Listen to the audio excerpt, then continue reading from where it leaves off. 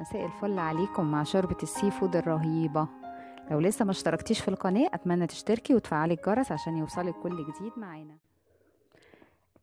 المكونات: عندي سي فود مشكل غسلته كويس بالخل وبالليمون، وعندي بصلة كبيرة مبشورة، وعندي معلقة كبيرة سمنة.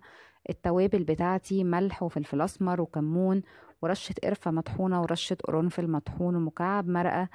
وعندي لتر سائل عبارة عن نص لتر لبن ونص لتر مية وكريمة طهي اللي هي الجهينة. في حلة على النار هنزل بالبصلة بتاعتي تتشوح ويا دوبك بس تغير لونها، مش تتحمر قوي، لا تغير لونها بس كده.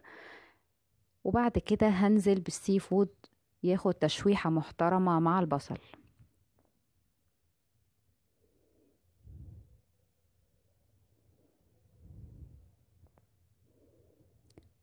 بعد كده هنزل بالبهارات اللي هي التوابل اللي انا قلت لكم عليها كلها مرة واحدة، وبرضو اديله تشويحة محترمة بالبصل والبهارات.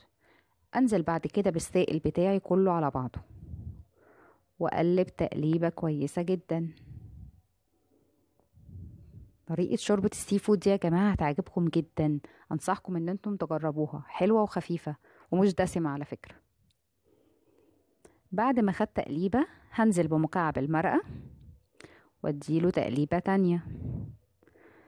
زي ما انتم شايفين كده سبته على النار لغاية ما السي فود استوى. اخر خطوة هنزل بيها هي الكريمة الطهي. لو ما عندكيش كريمة الطهي ممكن تحطي قشطة بلدي اللي هي بتاعت وش اللبن لو عندك.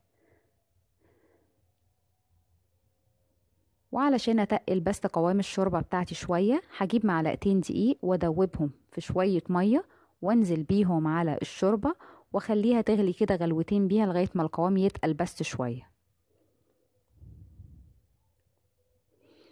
وبس كده وبألف هنا وشفا.